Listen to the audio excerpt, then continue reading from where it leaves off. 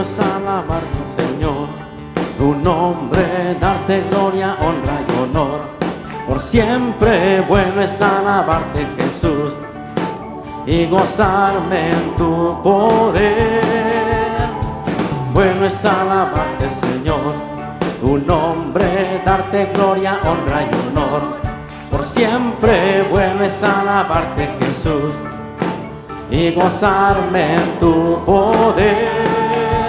Porque grande eres tú, grandes son tus obras. Porque grande eres tú, grande es tu amor, grande es tu gloria. Porque grande eres tú, grandes son tus obras. Porque grande eres tú, grande es tu amor, grande es tu gloria. Bueno es alabarte, Señor, tu nombre, darte gloria, honra y honor. Por siempre bueno es alabarte, Jesús, y gozarme en tu poder. Bueno es alabarte, Señor, tu nombre, darte gloria, honra y honor. Por siempre bueno es alabarte, Jesús, y gozarme en tu poder. Porque grande eres tú, grandes son tus obras. Porque grande eres tú, grande es tu amor, grande es tu gloria. Porque grande eres tú, grandes son tus obras. Porque grande eres tú, grande es tu amor, grande es tu gloria. Porque grande eres tú, grandes son tus obras. Porque grande eres tú, grande es tu amor, grande es tu gloria. Bueno es alabarte, Señor. Gloria al Señor. Estamos en una nueva serie y la nueva serie tiene como título La ventaja de un pacto. Así es de que usted tiene su abanico o su boletín hoy y ahí puede estar así y mirando, ¿no? Para que usted pueda seguir ahí a las citas bíblicas. Hermano, cuando hablamos de ventajas del pacto, estamos diciendo que todos los que hemos nacido de nuevo estamos en pacto con Dios y tenemos una enorme ventaja sobre los demás. No importa quiénes sean, no importa si son famosos, si son ricos, si son jóvenes, si tienen privilegios de otra naturaleza, pero nosotros estamos hablando del privilegio de tener el respaldo, de tener la presencia, la compañía del ser más poderoso del universo. Estamos en pacto con Él. Y hemos ya tomado una cita bíblica, unos versículos en el libro de Hebreos, capítulo 6, versículos 13 al 15, que son la base de este estudio, y vamos a mirarlo nuevamente y vamos a leer estos versículos del 13 al 15. Por favor, diga conmigo: porque cuando Dios hizo la promesa a Abraham, no pudiendo jurar por otro mayor, juró por sí mismo, diciendo: de cierto te bendeciré con abundancia y te multiplicaré grandemente. Y habiendo esperado con paciencia, alcanzó la promesa. ¿Qué porcentaje de las personas que se dicen que son cristianas creen verdaderamente esto? ¿Qué porcentaje? Cuando se cree en algo, si uno cree algo, uno comienza a actuar según lo que uno dice que uno cree. Y ya actuando así, con lo que uno dice que uno cree, uno debería estar alcanzando resultados. Pero ¿estamos alcanzando o estamos recibiendo lo que deberíamos recibir? ¿Estamos recibiendo lo que deberíamos recibir porque creemos en eso? Ahora, si lo recibimos, Nosotros mantenemos eso como un testimonio del poder de Dios en nosotros. Miren, el pastor Jerry contó esta historia. Él contó que un empresario quiso abrir una cantina en el pueblo. El problema es que quiso abrir la cantina en este pueblo, ahí pegadito a la iglesia. Y entonces el pastor, pues lógicamente no le gustó la idea, ¿verdad? Que le iban a abrir ahí al lado una cantina. Así es de que él comenzó a orar. Él comenzó a orar para que eso no sucediera. No solamente comenzó a orar, sino que comenzó a animar a la gente a que oraran con él, a que lo acompañaran en la oración. Entonces comenzaron a orar para que esto no sucediera. El empresario siguió con sus planes de abrir la cantina y ahí estaban trabajando y estaban preparando la inauguración, o como dicen aquí, el gran opening. Y la noche preciso anterior, el día anterior, un relámpago vino y quemó la cantina. Se quemó la cantina.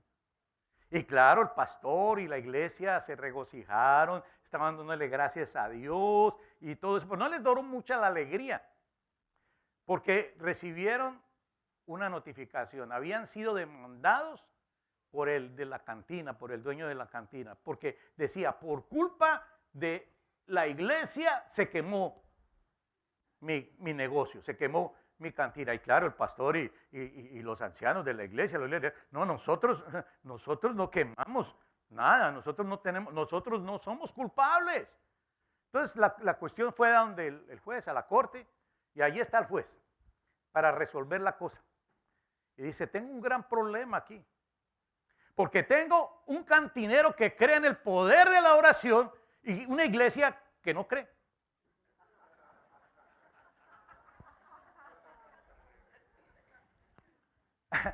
Así son muchas personas hoy en día, hermanos. Así somos muchos en este día. Hablan cosas como si creen en lo que están hablando. Y saben, hasta oran conforme a lo que dice que creen. Pero realmente no están recibiendo lo que deberían estar recibiendo, si es que creen tanto. O sea, no logran ver a Dios en acción. No logran ver a Dios actuando, siendo protagonista de los asuntos, pero deberíamos, especialmente cuando pasan, ¿no? Cuando pasan, sencillamente miramos como, es que eso tenía que pasar, pero no vemos la mano de Dios en eso, ¿verdad? El título del mensaje de hoy es recibiendo lo que se debería, o sea, recibiendo lo que se debería recibir. Y tenemos este pasaje que estamos estudiando, en donde del versículo 13 dice, porque cuando Dios hizo la promesa a Abraham, no pudiendo jurar por otro mayor, ¿qué dice? Él juró por sí mismo. O sea, cuando hace la promesa, él jura. Dios juró. ¿Y qué fue lo que fue el juramento? Él juró diciendo, dice el versículo 14, diciendo, no fue solamente que fue un pensamiento que estuvo en él, o fue una muy buena intención que él tuvo. Él habló, él dijo, de cierto te bendeciré con abundancia, te multiplicaré grandemente. Es un juramento y lo declara y la gente lo escucha. Y dice el versículo 15, y habiendo esperado con paciencia, dice que Abraham alcanzó la promesa. Pero no fue algo instantáneo. Abraham esperó 25 años para ver la promesa de su descendencia cumplirse, o sea, para que él tuviera un hijo. Pero esa no es toda la realidad de esta promesa. Ellos, la descendencia de Abraham, tuvieron que esperar más de 400 años para ver esto de bendición con abundancia, multiplicación, o sea, a la tierra prometida. Fue cuando ellos entraron a la tierra prometida que ellos realmente vieron que esta promesa de bendición con abundancia, multiplicación grandemente se cumplió. Ahora, una parte de estos pactos, una parte de estos juramentos es la promesa. Primero viene la promesa y Dios jura cumplir esa promesa. Esa es una parte, pero otra parte es el cumplimiento. Para el cumplimiento hay que esperar, hay que tener paciencia y durante esa espera hay que seguir creyéndole a Dios, hay que mantener esa confianza puesta en Él. Muchas personas, porque no han recibido, ¿qué hacen? Se rinden, se cansan. Y como se rinden, piensan que Dios cambió de parecer, pero este no es el caso. Noten algo muy importante que aquí Dios no está diciendo, hey Abraham, si tú eres perfecto, si nunca desobedeces, si tú no te desvías, entonces yo voy a cumplir lo que te prometí. No. Él le hizo la promesa cuando vio que Abraham sencillamente tenía una disposición en su corazón para seguirlo y creyó en él. Tuvo fe en él. Señor, tú eres mi Dios. Señor, yo voy a hacer lo que tú me digas. Eso no quiere decir que Abraham inmediatamente, fue perfecto. Se siguió equivocando muchas veces, pero no dejó de confiar en el Señor, no dejó de buscar en Dios. Siempre su confianza puesta en el Señor. Simplemente Dios hace la promesa y jura que la va a cumplir. Y nosotros leemos en el libro de Gálatas que Dios no vinculó el guardar la ley con esta promesa. Él no dijo, si guardan la ley, voy a cumplir la promesa. No, el apóstol Pablo, el autor de la carta de Gálatas, explica a los Gálatas cómo es este asunto. Y esta explicación nos sirve mucho a nosotros. Porque él está diciendo, hermanos míos, yo les voy a dar un ejemplo que cualquiera de ustedes va a poder entender. Y les dice, cuando una persona hace un pacto con otra y firma ese pacto, nadie puede anularlo. Nadie puede agregar nada más a eso. Ya estuvo. Este es el pacto y ya está firmado. Nadie lo puede cambiar. Ahora bien, las promesas que Dios le hizo a Abraham eran para Abraham. Nadie lo puede cambiar. Eran para su descendencia. Nadie puede cambiar eso. Nadie puede agregar más a eso. Y esa promesa era Cristo. En Gálatas capítulo 3, versículos 17 y 18 dice lo siguiente. Y esta versión es la versión popular para que usted lo entienda muy bien. Dice, lo que quiero decir es esto. La promesa de Dios no puede cambiarla ni dejarla sin valor. Una ley que Dios dio 430 años después. Porque si Dios diera lo que prometió solo a quien obedece la ley, entonces ya no lo daría para cumplir su promesa. O sea, ya no estaba dando la promesa para cumplirla, sino para manipular algo y después ver si cumplía o no. Pero no es así. Dice, pero lo cierto es que cuando Dios le aseguró a Abraham que le daría lo prometido, no le pidió nada a cambio. La ley ni siquiera existía todavía. La ley comenzó 430 años después. No le pidió nada, simplemente le dio la promesa porque Abraham entregó su corazón y dijo, te voy a seguir. Nunca fue la voluntad de Dios que la gente recibiera estas buenas promesas por guardar la ley. O sea, siendo lo suficientemente buenos para merecer lo que Dios quería darles. Dios sabía perfectamente que ningún ser humano, ningún hombre puede dar la talla para cumplir todos los mandamientos de la ley y así merecer la salvación. Dios sabía. Él sabe que nosotros tenemos nuestras debilidades. La ley fue dada solo para que nosotros pudiéramos comprender que los hombres no tenemos ninguna oportunidad de cumplir todo. Y entonces necesitamos un Salvador. Necesitamos una ayuda. Uno que nos ayude con el pecado en nuestras vidas, a dominar el pecado. Y lo que nosotros vemos es que después que Abraham esperó con paciencia, nos dice la Escritura, él alcanzó la promesa, él la recibió. No fue por ser perfecto, no fue porque fue lo suficientemente obediente, porque falló muchas veces, sino porque él permaneció en fe. Diga, en fe.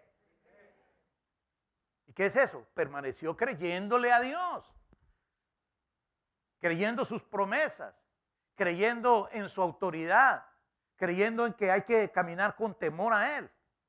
Dios le dijo a Abraham en Génesis 17:7, miremos este versículo: estableceré mi pacto, estableceré. No es voy a ver si voy a establecer, voy a pensarlo. Él es una afirmación bien concreta: estableceré mi pacto entre mí y ti, o entre tú y yo, y tu descendencia después de ti. Y aquí esta palabra descendencia es la palabra hebrea serra, y es una palabra singular.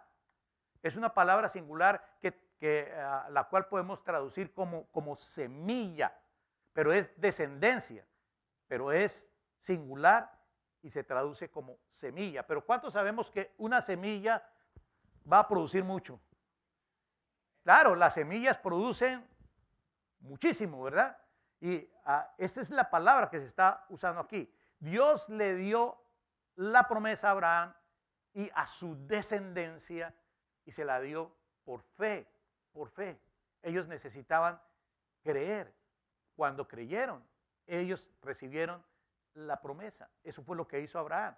Eso es lo que nosotros hacemos también. Volvamos a Gálatas y en el capítulo 3, versículos 13 y 14. Y dice primero: Cristo nos redimió de la maldición de la ley hecha por nosotros maldición, porque está escrito: maldito todo el que es colgado de un madero, para que en Cristo Jesús la bendición de Abraham alcanzase a los gentiles, a fin de que por la fe recibamos la promesa del Espíritu. Versículo 16. Ahora bien, a Abraham fueron hechas las promesas y a su simiente. No dice y a las simientes, como si hablase de muchos, sino como de uno, y a tu simiente, la cual es Cristo. Versículo 29. Y si vosotros sois de Cristo, ciertamente, eso quiere decir sin lugar a dudas, linaje de Abraham sois y herederos según la promesa.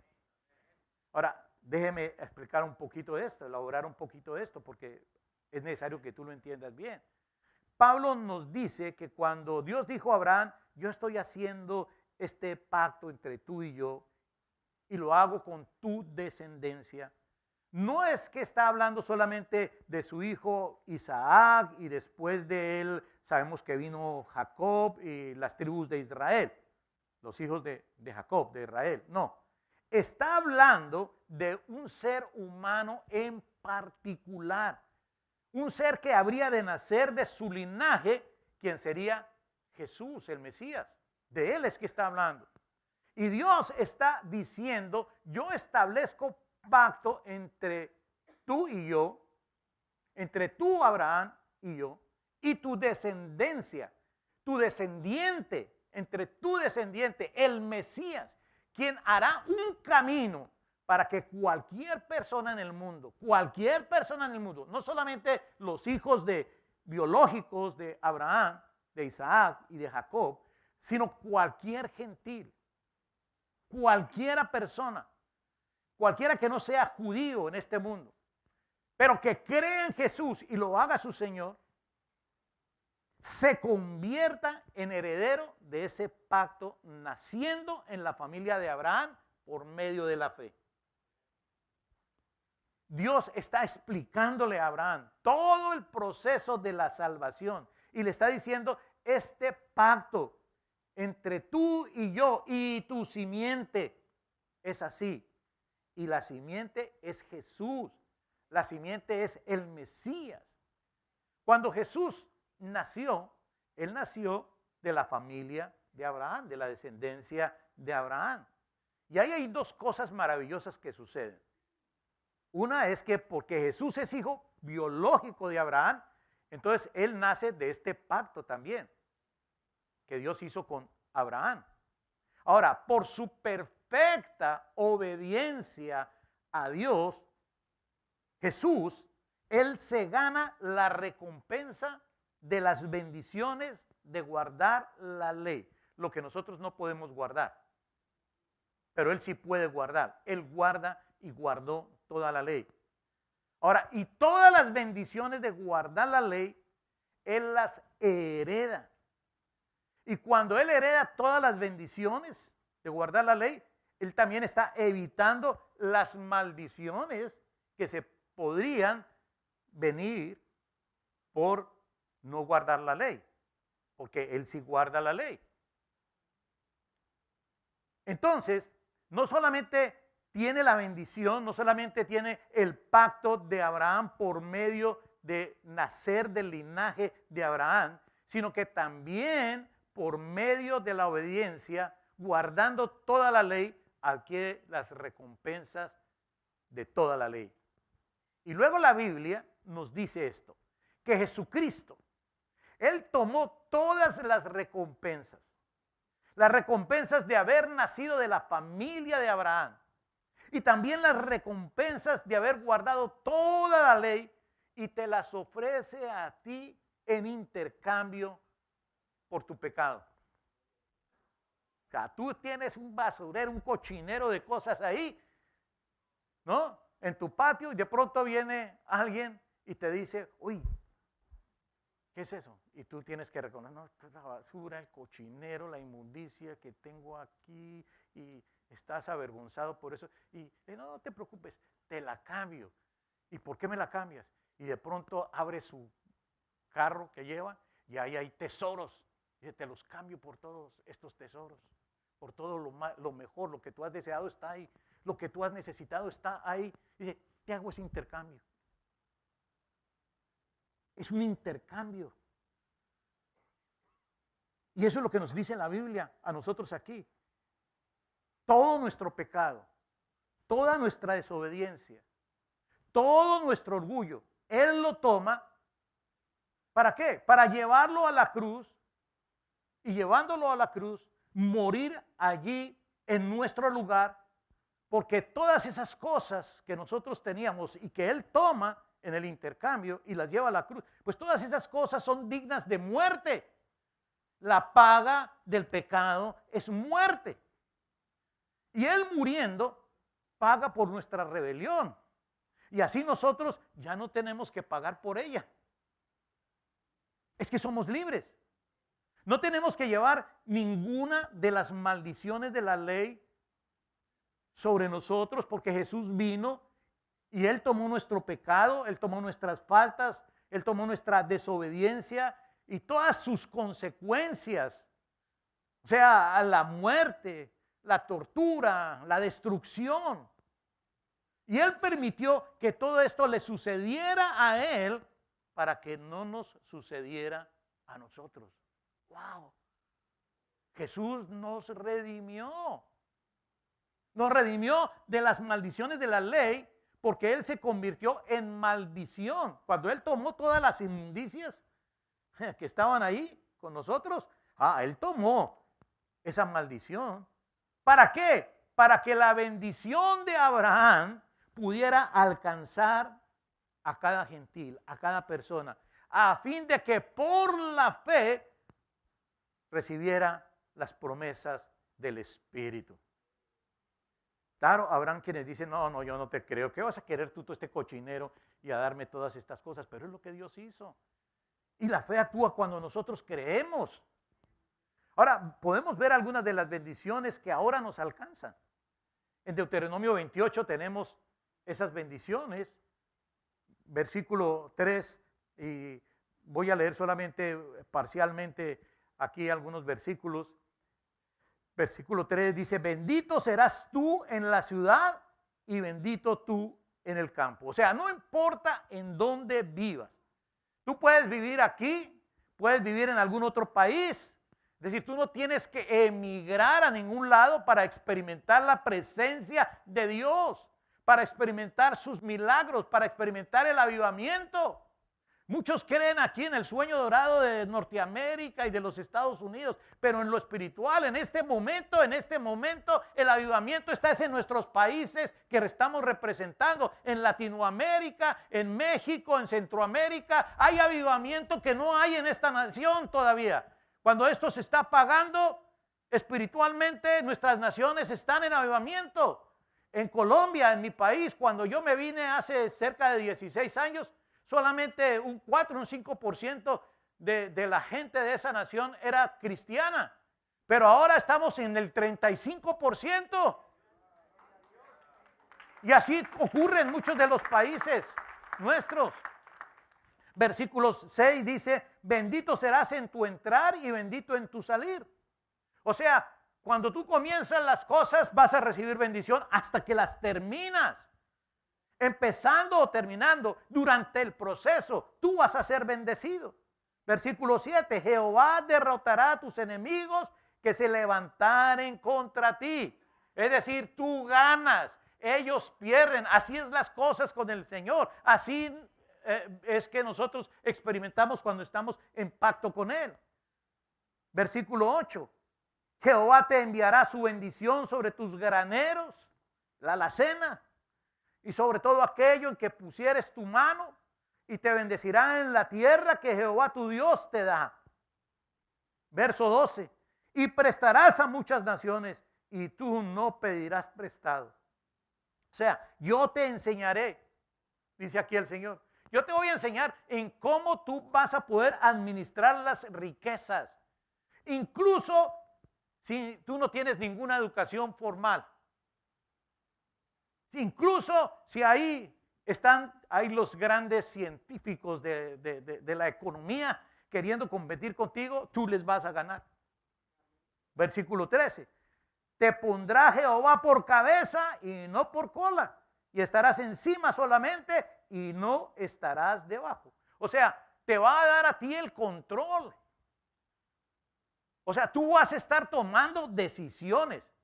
No solamente que tú vas a estar impactado por las decisiones que otros andan tomando, sino que Dios te va a dar el poder para impactar a otros cuando tú tomas las decisiones. Bendiciones. Ahora vamos a mirar algunas de las cosas de las que nosotros fuimos redimidos. O sea, son las maldiciones, pero fuimos redimidos de estas cosas ya. Si tú eres un creyente, ya eres redimido de estas cosas. Deuteronomio 28. Y vamos a leer también solamente unas pocas de estas cosas. Vamos a mirar solamente una parte. Versículo 20 dice, y Jehová enviará contra ti la maldición, quebranto y asombro en todo cuanto pusieres mano e hicieres hasta que seas destruido. Versículo 21, Jehová traerá sobre ti mortandad hasta que te consumas de la tierra a la cual entras para tomar posesión de ella. Jehová te herirá de tisis, de fiebre, de inflamación y de ardor. Es cuando veo esto, tisis, una enfermedad que causa que el enfermo se consuma lentamente. Ahora, ¿para quién es todo esto? Para quien no anda poniéndole atención al Señor, para quien anda despreciando, para quien anda siendo realmente una persona que no le importa a Dios, que no tiene temor de Dios. Para eso están hablándole de Dios, pero no le importa. Al contrario, está despreciando a Dios.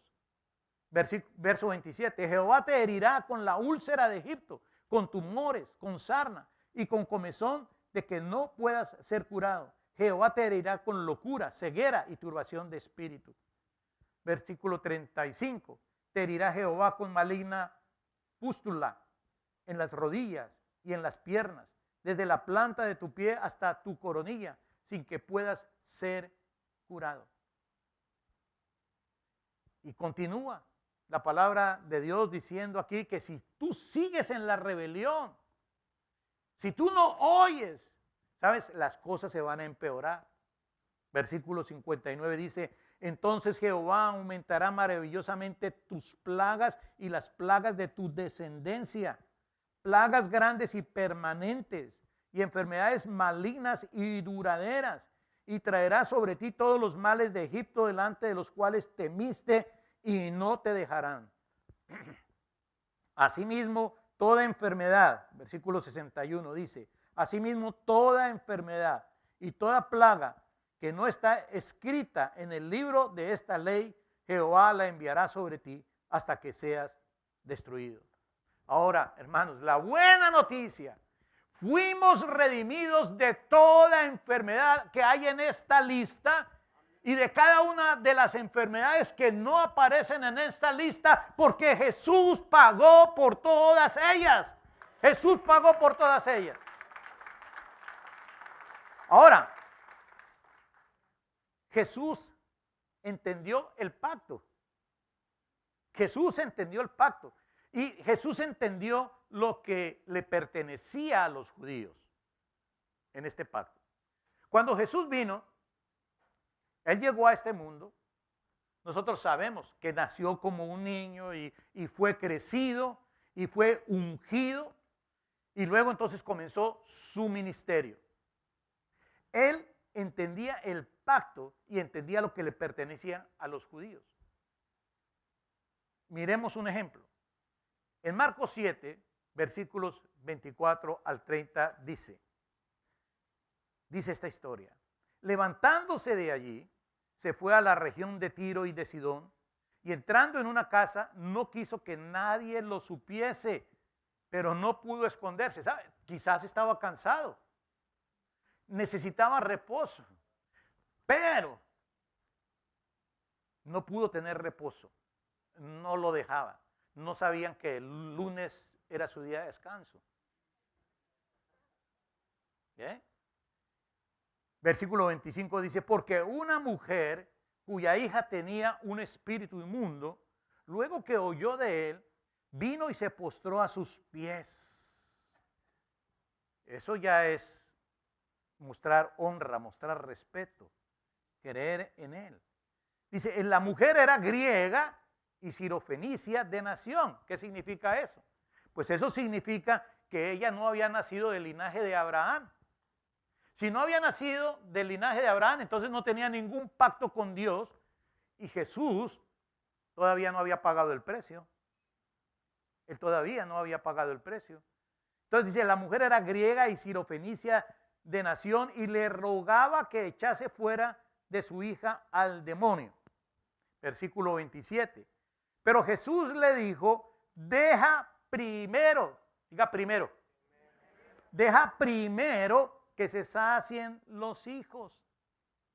Los hijos. Y cuando decimos hijos, eso no tiene que ver con niños, ni tiene que ver con edades. Está hablando de descendencia. Está hablando exactamente de los judíos. Deja primero que se sacien los hijos, porque no está bien tomar el pan de los hijos, de los que tenían a esa promesa los judíos, y echarlo a los perrillos. Los judíos están en el pacto, los gentiles aún todavía no. Los que nacieron del linaje de Abraham, dice aquí, ellos son los que deben tener el primer lugar en ese momento. Entonces, la primera opción para recibir la provisión, la primera opción para que ellos recibieran, para recibir milagros es ellos tienen la primera opción. ¿Y por qué? Porque tienen un pacto para recibir eso de parte de Dios. Les pertenece a ellos. A los demás no. No por el momento. No por el momento. Porque dice, deja primero que se sacien los hijos. O sea, va a haber un segundo. Si hay un primero, va a haber un segundo. Noten que este es un momento en donde unos califican para recibir. Jesús no está tratando de descalificar a la mujer. Jesús no está tratando de hablar mal de ella, como si ella no fuera digna de ser amada. Pero Él simplemente entiende una realidad. ¿Cuál es esa realidad? Los judíos tienen un pacto con Dios todopoderoso. Y esta bendición de Abraham les pertenece a ellos. Y Jesús sabe que si ellos ponen su fe en Dios, ellos no tienen que guardar perfectamente la ley para recibir la bendición. Que ellos no necesariamente tienen que ser esclavos de la ley. Ellos pueden recibir lo que necesitan recibir por medio de la fe. Él está diciendo, en este momento, mujer, deja que ellos coman primero, porque este es el plan de Dios para cumplir con su pacto con los judíos, para cumplir con su pacto con su pueblo y para que el resto del mundo sea impactado por eso y digan, Jehová es el Dios verdadero. Jehová es el Dios verdadero. Y hermano, eso es lo que está pasando en este momento exactamente, que una nación tan pequeña de solo 8 millones de personas sea un ejemplo como nación y que naciones como los Estados Unidos, como China, como Rusia, están pidiendo ayuda de ellos para cantidad de asuntos que no pueden manejar, pero esa nación tan pequeña sí lo está pudiendo hacer, sí lo está pudiendo lograr. Eso es cumplimiento. Claro, la señora necesita sanidad y liberación de un demonio para su hija, pero Jesús le dice, este es el pan de los hijos del pacto, les pertenece a ellos. Y la mujer está en una categoría muy diferente de los judíos hasta ese momento. Pero luego, por medio de Jesús, todos podremos entrar en ese pacto. Todos hemos entrado en ese pacto por medio de Jesús. Respondiendo ella, versículo 28, y le dijo, sí, Señor, pero aún los perrillos debajo de la mesa comen de las migajas de los hijos. Entonces le dijo, por esta palabra, ve, el demonio ha salido de tu hija, por esta palabra. Es decir, por esta palabra de fe, por tu fe. Por esta palabra de fe, el demonio ha salido de tu hija. Y cuando llegó a su casa, halló que el demonio había salido y a la hija acostada en la cama, sana, completamente sana. Y hermanos, aunque esta mujer por su fe, ella cruzó el tiempo y consiguió una respuesta, hay un hecho aquí, que es que para los judíos ese era su tiempo. Era el tiempo de su bendición. Vamos a mirar otro ejemplo en Lucas capítulo 13, versículo 10 al 17. Otra historia. Dice, enseñaba Jesús en una sinagoga en el día de reposo y había allí una mujer que desde hacía 18 años tenía un espíritu de enfermedad y andaba encorvada y en ninguna manera se podía enderezar. Cuando Jesús la vio, la llamó y le dijo, mujer, eres libre de tu enfermedad. Wow. Miren, esta mujer, a diferencia de la mujer de la historia anterior, esta mujer era judía. O sea, ella tenía un pacto con Dios. Por eso Jesús le está diciendo, mujer, tú eres libre de tu enfermedad. Tú tienes pacto con Dios, tú eres libre de tu enfermedad. Y dice la palabra en versículo 13, y puso las manos sobre ella y ella se enderezó luego. Entendió la verdad, se enderezó luego y glorificaba a Dios. Ahora, versículo 14 dice, pero el principal de la sinagoga, enojado de que Jesús hubiera sanado en el día de reposo, dijo a la gente, no se atrevió a decírselo a Jesús, pero le dijo a la gente, eso es murmuración, ¿no es cierto? Bueno, fue y murmuró con la gente, 6 días, hay que se debe trabajar. En esos pues, venid y sed sanados. Y no en el día de reposo. La mujer está glorificando a Dios. Ustedes pueden imaginarse, ¿no? Ha sido libre. Y ahora puede hacer cosas que durante 18 años no pudo hacer. No puedes imaginar la emoción de esta mujer, la alegría de esta mujer. Pero hay un contraste con este principal de la sinagoga, con este religioso. Porque la gente religiosa no se emociona cuando Dios hace las cosas. No, se emociona cuando ellos hacen las cosas. Pero aquí no hay nada que realmente está haciendo. o que estuvieran haciendo en la sinagoga. Hay líderes que son así, pero solo engañan, solo mienten. Versículo 15. Entonces el Señor le respondió y dijo, esto no lo podemos decir nosotros en este tiempo porque nos metemos en problemas. Nos pueden llevar a la corte y qué mal pastor. Y no. Y entonces el Señor le respondió y le dijo, hipócrita, cada uno de vosotros no desata en el día de reposo su buey o su asno del pesebre y lo lleva a ver. Cada uno de vosotros no desata en el día de reposo su buey o su asno del pesebre y lo lleva a beber. Y a esta hija de Abraham, ¿cómo la llama? A esta hija de Abraham, que Satanás había atado 18 años, no le debía desatar de esta ligadura en el día de reposo. No le debía desatar de esta ligadura en el día de reposo. Al decir él estas cosas, se avergonzaban todos sus adversarios. Pero el pueblo se regocijaba de todas las cosas gloriosas hechas por él. Miren, hermanos, muchos miran con más misericordia a un animal que a su prójimo. Esta era una hija de Abraham. Pero aquí está este religioso hablando de cosas que no sabe, de cosas que no entiende. Un religioso que solamente hará cosas para sí mismo y no más. Desafortunadamente muchos cristianos hablan diciendo que no son sanados porque Dios no quiere. Muchos andan con ese pensamiento de que no son sanados porque Dios no quiere. Y que andan enfermos porque si esa es la voluntad de Dios, pues yo me resigno a estar a estado de esta enfermedad, tengo que tener paciencia. Yo debo estar aquí enfermo, esclavo, pobre y muchas otras cosas. Pero esas son mentiras del diablo. Son mentiras del diablo. Es que están aceptando las palabras de condenación de los religiosos. Están aceptando las palabras de condenación de los legalistas que les declaran sus males solo como consecuencia de no estar correctos en todo el tiempo, cuando ellos viven de igual manera o peor de aquellos que están juzgando.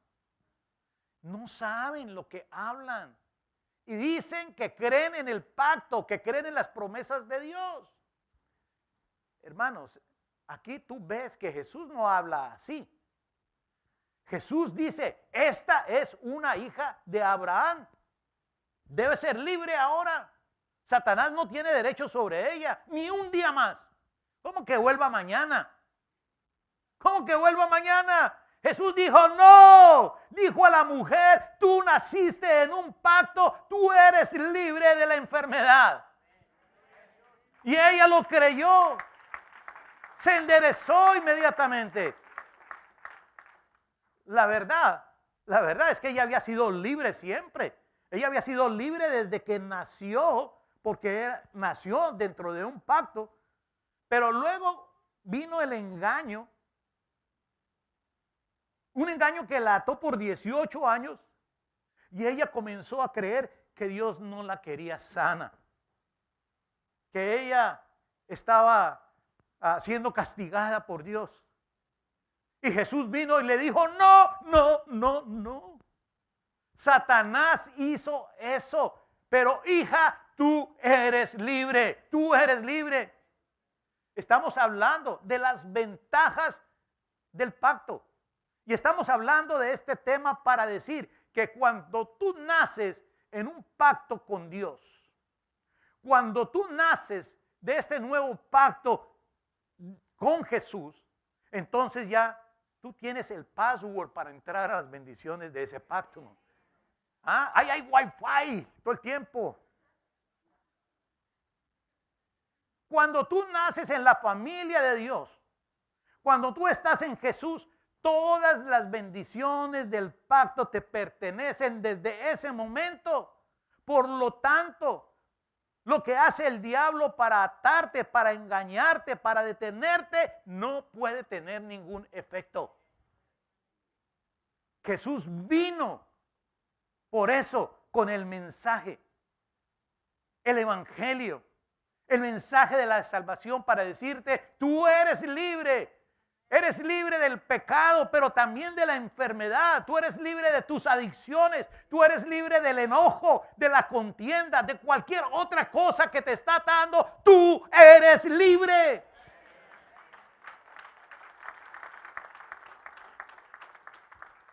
Jesús te está diciendo lo mismo que le dijo a esta mujer.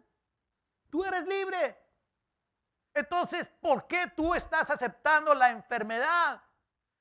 ¿Por qué tú estás aceptando todas las demás ataduras? Todos los demás que no están en el pacto, quizás ellos van a tener que pagar sobre todas estas cosas, pero tú no, porque tú tienes pacto con el que es sanador, con el que es liberador, con el que es proveedor, con el que es todopoderoso. Tú tienes la ventaja.